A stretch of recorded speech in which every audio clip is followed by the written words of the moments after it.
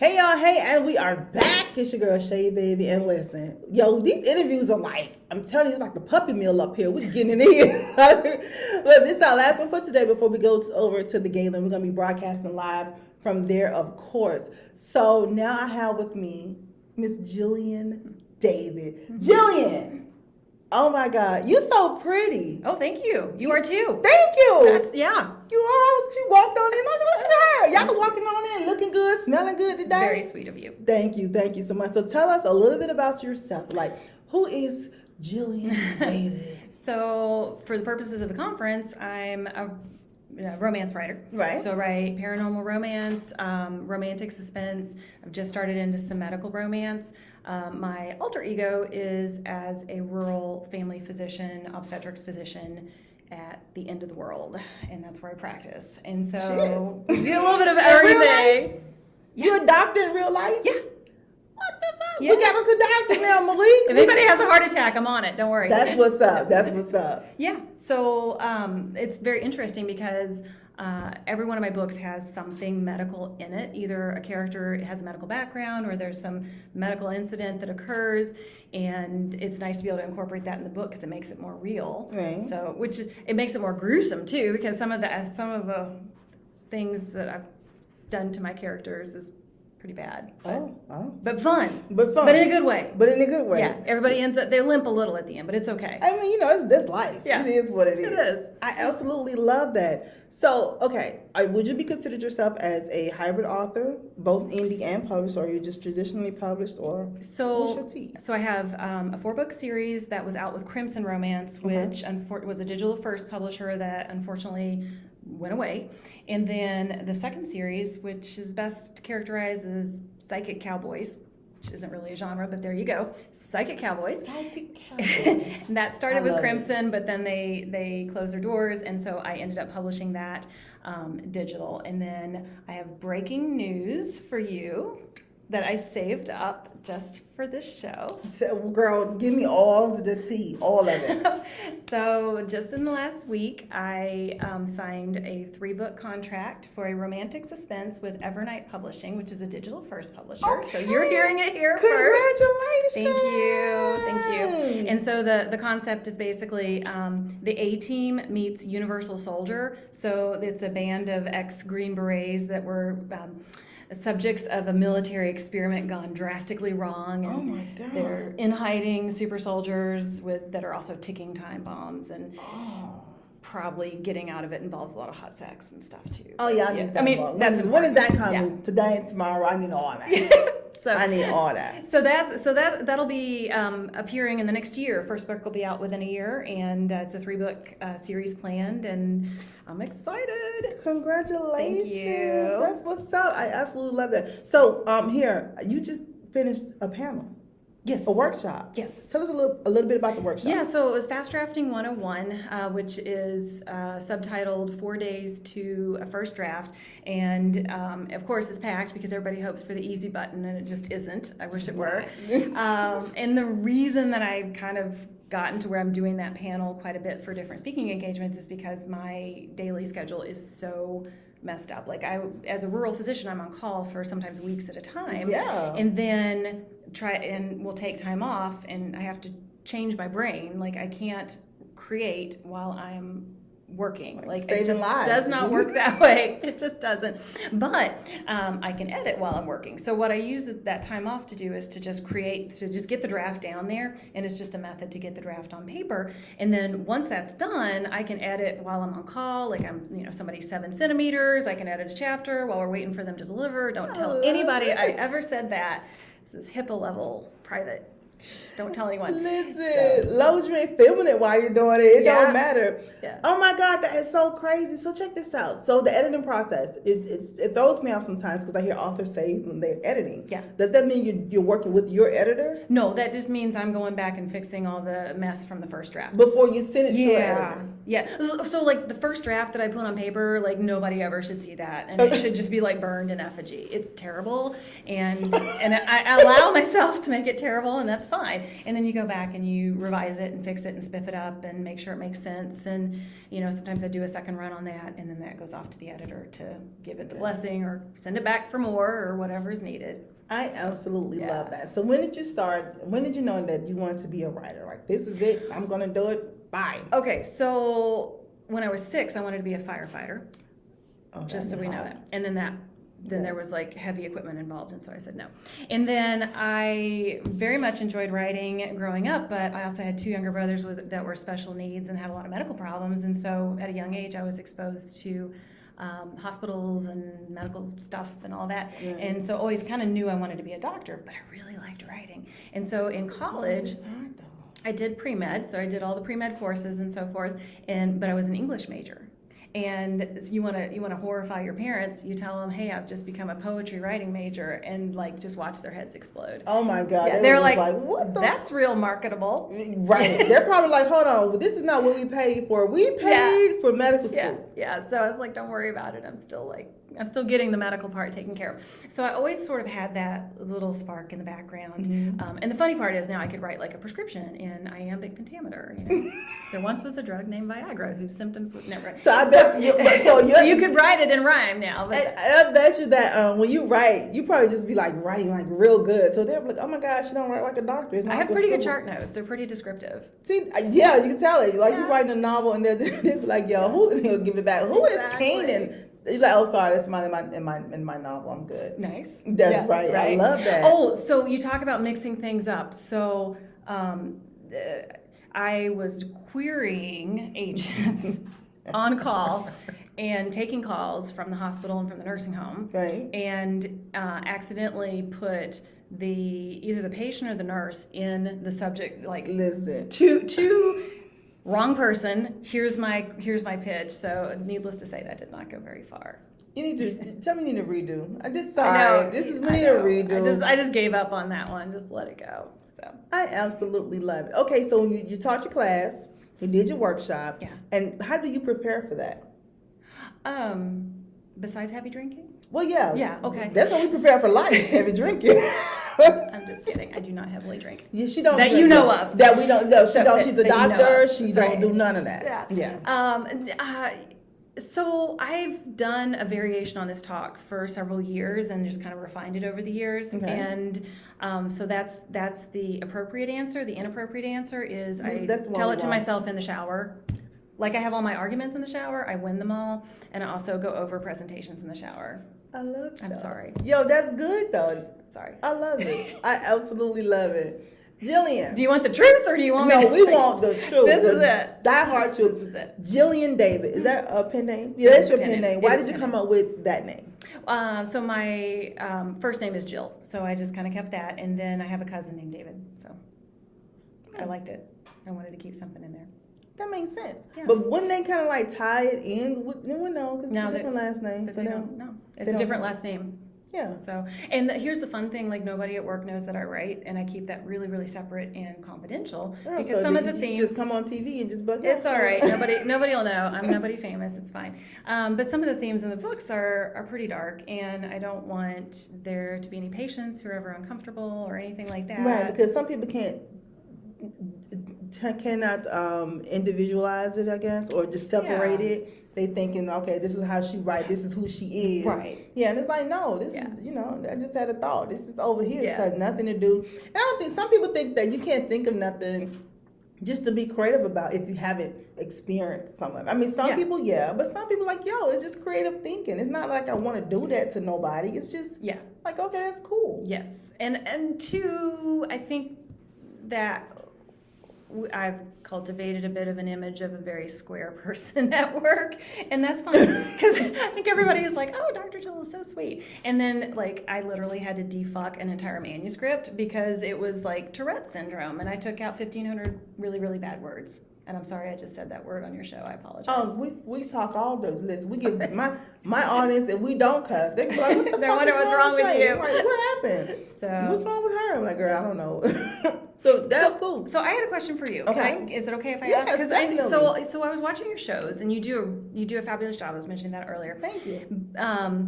But, and it's not a bad but. It's good. But you ask all these wonderful questions to the authors, and you do like this active listening, and you kind of pull stuff out of them, but nobody ever asks you questions about you. And I was reading your bio, and it is fascinating. Thank you. And I had 2 questions. Okay. One is, how did you become the first lady of radio? Of Extreme Entertainment. That is awesome.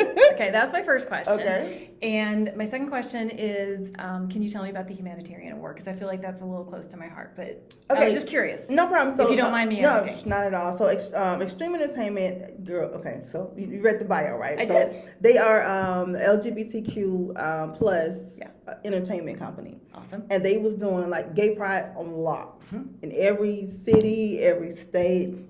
We was over in Puerto Rico, everywhere that there was a gay pride, they was doing it, and I was always their MC. So after a while, like I was dubbed the first lady of Extreme Entertainment. You were the first lady. Yeah, so it was crazy. So even I was on the radio. Did you get like a tiara? All that stuff, Yeah. girl. Honey, they call me the Grand Duchess now, girl. Lucky. I'm telling you. Okay. I'll be on the radio doing my thing, and they'll be like, "Sure, you gotta do." I'm like, "Hold on. First of all, you gotta check my regular radio schedule. Yeah. Then you gotta check my pride schedule." So hard to fit stuff in. It's hard to fit stuff in. So and that's what it is. So I got the NAACP Humanitarian Award because I was on the radio in where was I? I was in Columbus, Georgia, and I'm a community-based girl. So I was the type of girl that would, a little young guy, like one little boy, he was in a wheelchair, couldn't do anything, so he had a birthday party going on. And so, was it in Columbus? I don't know. Anyway, but it's NAACP. So, and he loved me. Yeah. They loved me, so they was calling in there. Back then, it was like, you had to call a radio station, and hopefully they play your favorite song or whatever. And so they got him on the phone, and he was like, what's wrong there? But, they was like, oh my God, all he want, he just want to see Shay, baby. That's all he want. And so they called me, I was at home. Yeah.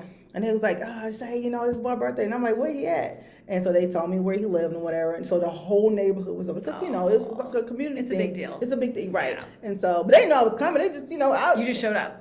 Man, they told me, hold on, let's see if we get Shay Baby on the phone. And I was driving like hell trying to get down. I'm like, play a song. And so they come on the phone, I just walked in his birthday party. And it was they went ape shit crazy. That kid remembers that forever. He remember, and then even like at the schools, I was always in the schools was my thing. I love the kids, kids and old folks. I can do it's that in between people. I'll be like, what the fuck? But and so I went to the school. One guy, he's like, "What you want for Christmas?" And I just want to meet Shay. Okay. Yeah. So I literally everybody. I just. So you're like a one woman make a wish, is what you're telling me. Yeah, and I was making wishes. So I busted it. He had a they knew I was coming to the school. Yeah. Yeah, and so they had the whole little thing set up or whatever. So I come in with Christmas gift, and I was and so it was just me and him. That's awesome. Yeah, different ones. So that's how I got it because just my work in the community. That is awesome. That's making a huge difference. I be trying, girl. Love I that. be trying. Well, I had wanted to know that because I read that in there. I'm like, I need to know more about this. Yeah, it was a lot. When they started like telling everything that I was doing, I was like, I need to sit my ass down somewhere. I'm always take a break. In folks' business. Look, I was like, and I used to go to like the senior citizens home. Yep. And I just walk in there. They were like, babe, I just had you on the radio. I'm like, I'm here with you now. You know what I'm saying? For the ones for like a lot of older people that.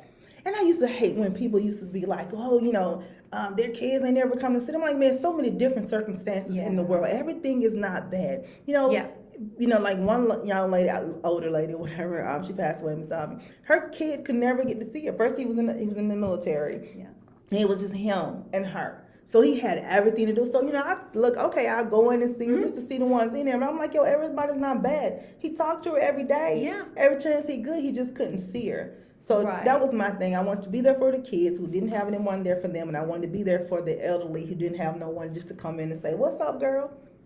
That is awesome. Yeah, and we need more people in the world like I you. be trying, girl. I love that. I love that kind of story. Yeah, I'll be trying. So then after, it was a lot, and they came in like, hey, you gonna? Yeah. And I was like, what is the Humanitarian award? Right. But I don't know, but I want it. I didn't even want it. I'm like, hold on, what I got to do? And, Yeah. And so they came and you have to donate, or I didn't know what it was, because we did food drives, we did school, back to school, all that stuff, and so they came in when they gave it to me. I was like, yo.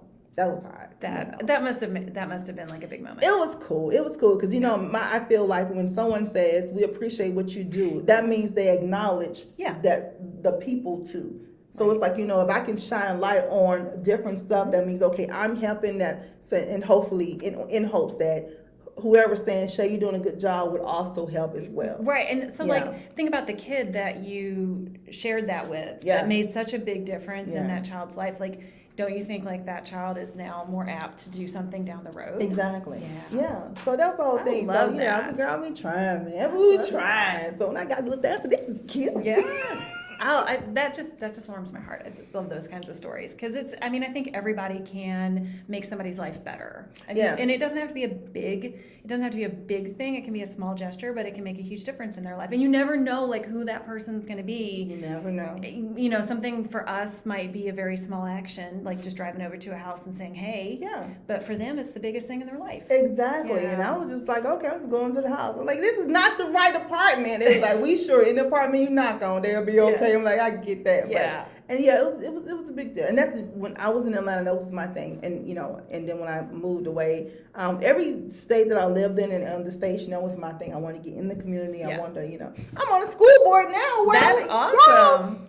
Go over here and talk to little children. Look, you little badass kids. Now this is how it's going to be. This is how it's going to be. Yeah. So ask me no questions. Go out there and get that bike and come on back in here and finish up.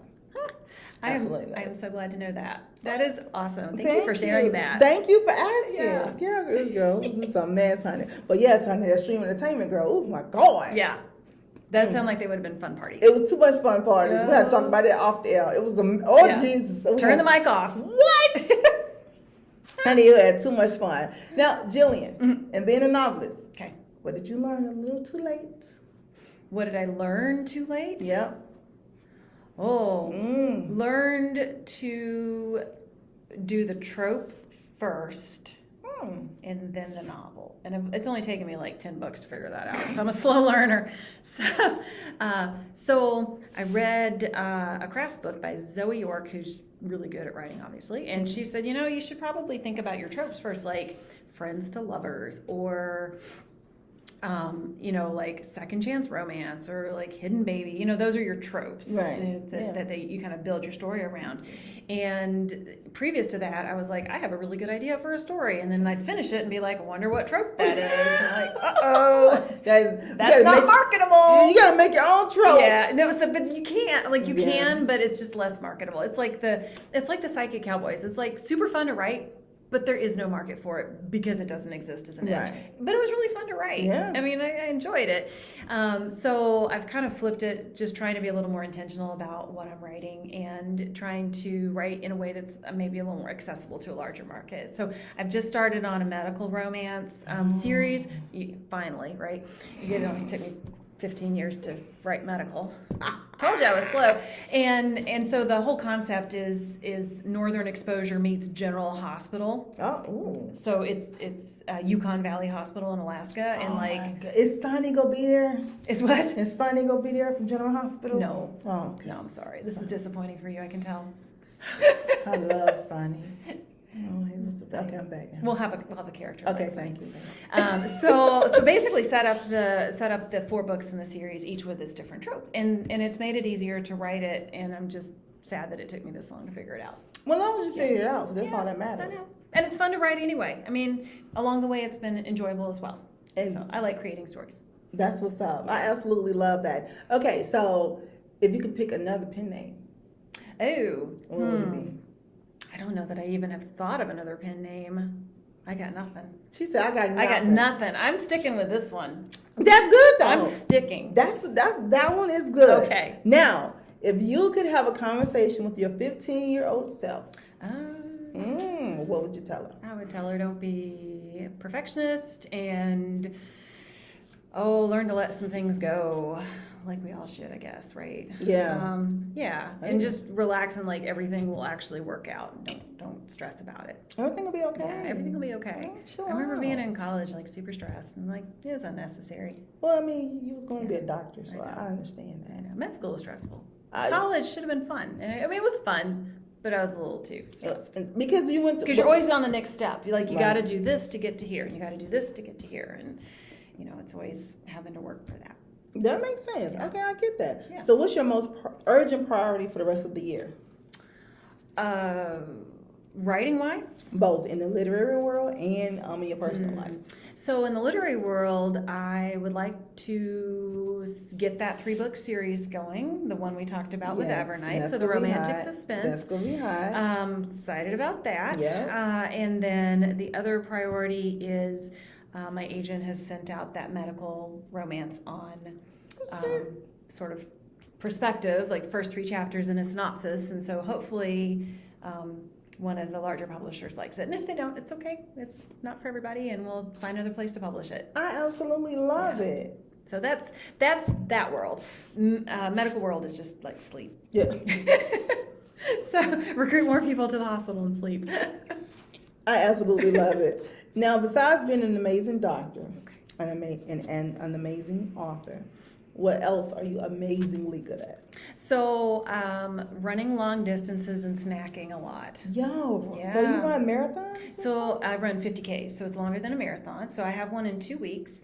I know, hard to tell, right? No, you look good. It's like the bumblebee, like the laws of physics. They should never get off the ground. It's like me running. So, and it's fine. We're not breaking any land speed records. But I have a trail. My husband and I both do trail runs, and that's kind of our hobby we do together. And the 50K is taking place in 2 weeks, 3 weeks. And it'll take me about 8 hours to finish. So it takes a while. But there's a lot of snacking involved. There's snacks. Like while you're running? Just go and do it. Now listen, where is this? Like, what part of the country? You will find 50Ks everywhere. Where are you running yours? So this is going to be in southern Wisconsin. Oh and my it's on like the national forest trails. That's cool though. Yeah, so it'll be fun. Girl. Yeah. Okay, she said yes, honey. I'm a runner. Yes. Well, 50Ks are really funny, right? Because it's 31 miles. And so the first ish 31 miles ish. What? So the first like 8 to 10 miles, I always feel like, I'm feeling good. I'm feeling great. I could fly. I could do this forever. And then like miles 15 to like 25 is negotiating with God. And then after that, I don't care. I can just crawl to the finish line. Girl, please, half a mile. I'm like, look, Jesus. Mine to go. You do it. Right. Lord, take the wheel. Said take the wheel. Like, Lord, honey, just carry me through. I love it. Jillian, if money was no object, where would you live? I would live in the mountains, probably in the Smokies, in a big cabin or a little cabin. I don't like to clean, so a small cabin, and just write. And just write. Yeah, that's hot. Okay. Yeah. Okay. How about you? Where would you go? Oh man, it's so funny because I joked with Sonali about going to India to her because because she said the place that she's from is like beautiful ocean, like it's beautiful, and I was like, that's hot. But then I was talking to Jean Graybill, and she was like, Shay, no, you need to move to Italy. Go to Italy. Yeah. I was like, really? She's like, yeah, Italy. You should just go there. Have you seen pictures of the Amalfi Coast? All that. Beautiful. Yeah. I was like, I would go to London. And they was like, yeah, no, you're not a London type girl. I'm like, I'm not. They were like, no, mate. You need Italy is, you need to go there, go hang in Milan. So you need to figure out how to do one of these shows there. That you should just like pick countries. And then you'd be like, I have to do the show in, Spain, on the coast, on the beast. I just have to. Yes, and just get the authors that are there and just be like, yo, just come on. That would be hot. And then you could write it off as an expense. You have to be my doctor. You're like, you're at the Royal Hospital. You really would have to be. You're the doctor on call. Like, hey, Jillian, I'm over here in Spain. Need you to come over here. Yeah, I'm not going to be able to do that. You said? My schedule is set 6 months out. I'm sorry. That sucks. I'm about to get on the schedule now. It's not real spontaneous, but it's okay. I love it. What's the last book you couldn't put down? The last book I couldn't put down, I just finished. It was Stacy Reid, R-E-I-D, and she is a Regency romance writer. And the funny part of that is I'm not really a Regency reader. But the independent bookseller that's here, Love's Sweet Arrow, they do a mystery box. And so about twice a year, I buy their mystery box. And they always send like 5 or 6 books randomly selected or what they think I might like, and it's always new to me authors. And I picked this one up and I'm like, I don't know, Regency sounds very stiff and everything. And she had me in the first chapter. And did she? The cool part, so it's all set in England. It was excellent. The book's called A Scoundrel of Her Own. And the other cool part of it is Stacy it's either Jamaican or Bahamian, and I can't remember which it is. Okay. But she had complete authority over the fact that it was in England. I mean, I was like, oh, she must be from, right? She must be from like England. And I'm like, nope, she's from a warm tropical island, and she wrote it like she lived there, and the details were amazing. And I was riveted to the whole book. So Stacy Reed. We're going to have to try that out. We're going to definitely have to try it out. Now, do you have any other workshops? Not here. I do a workshop called Medicine Manuscripts and Mayhem.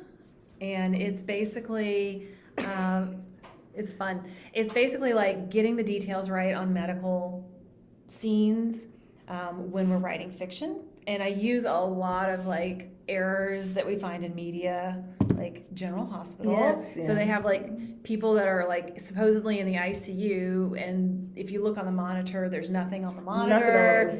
Yeah, and there's some strange thing on the head, like the brain probe or whatever, and like that doesn't exist. It's not a thing. Like that sucks. Yeah. And there's some examples from Twilight and stuff that is like, this is just wrong. And we use those as examples in the workshop to learn how to get the details right. And so even as a physician, though, I still have to go do research on things. And the funny part is I do it on my colleagues, and they don't understand I'm a writer. So I'm like, hey, Bob, like if somebody was to have like a compound fracture with like bone marrow sticking out, I mean, just hypothetically, like how long would they be in an external fixator? And he's like, why? And I'm like, what? And he's like, why are you asking me? I'm like, I don't have a body in the basement that you know of. So he just thinks I ask random questions. Oh my God. Mm-hmm. I love it. Yeah. So I use my colleagues, my specialty colleagues. I'm like, how could you get a pneumothorax fixed if you didn't have a chest tube? And they're like, what? Oh my God. See, He had like a straw. I mean, just hypothetically, in a Leatherman. That is high. One day they're gonna be like, hold on. Yeah. Why is she asking us this? That is crazy. Yeah. If they ever get together and compare notes, I'm in trouble. Yeah. I will probably have like the police come to my house. I mean, if they start talking, they're like, hey, wait a minute, she asked you this? Someone end up missing, this is going to be a wrap for you. They're going to be like, nah, that sounds like something Jillian asked me about the other day. Yeah. That is crazy. Mm-hmm. Hey, dead or alive? Which, for what? Question. If you can have... For like roadkill, or what are you asking me? If you can... She's like, well, I didn't I'm do it. I'm vegetarian, so the answer is neither. I made your photographer laugh. I'm sorry. I told you I was kind of square. I love it. I just love it. Dead or alive. If you could have a dinner party, host a dinner party, and invite any 5 people from any era, who could it be? Who would it be? See, this is why you should give me the question ahead of time so I could think about it. Next time we will. Well, I think like really awesome female physicians like Blackwell would be great, or Marie Curie. I would think she's a genius and be amazing. So those are dead people, obviously. Yeah. Alive, I'd probably have to pick like, who's the Magic Mike guy? What's it? Tatum? Yeah, just for like eye candy. Yeah, I'm sorry. He is. Sorry, Chana. I just saw the movie with him and Sandra Bullock. I would invite her. She'd be a hoot. Yeah, she'd be awesome. Yeah, she would be hilarious. Yeah. I like everything she's in. Yeah, she's like one of those actresses that I'm like, I don't care what she's playing in. She's like, she always plays like super awkward, but it's really funny. But it's really fun. Yeah. So I like that. Okay, so you got one more. Oh, well, you're welcome to come. I'm gonna be there anyway, girl, because I'm just gonna be looking and like, oh my God, I'm gonna be a fly on the wall. I don't know who the other person would be. Oh. I don't know. I'll fill that spot for you then. Okay, you can have it. I'll do that. I'm sorry. No problem. I got you. Yeah. We're going to hang out. I needed to study ahead. Next time. No one studies ahead. I know. They were scaring me out there. They were like, "Oh, you wait," and I'm like, but okay. no, because normally it would be. So you would be like, "What the okay. fuck?" But since we're here, but no, you're gonna come back on to Brown with series, all right, and we're gonna make sure that you're gonna be like, "Hell no, Shay!" I'm telling you.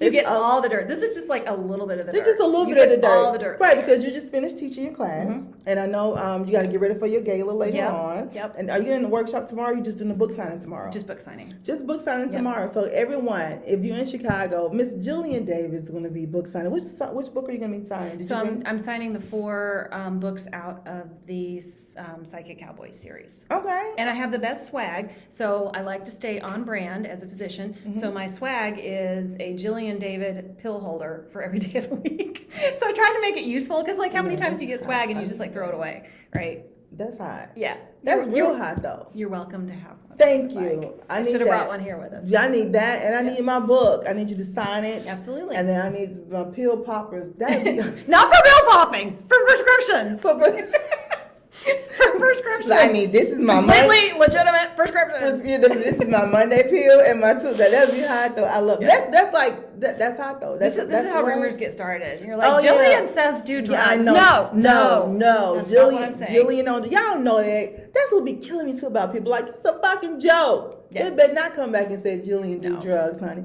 Shay do drugs, not Jillian. Neither. I'm just playing. Neither one of us do drugs. We drink water and go to bed. That's early. right. At 8 o'clock p.m. every night. 8 o'clock p.m. every night. Unless something's good and on Hallmark, then I have to stay up a little longer. But other than that, that is it.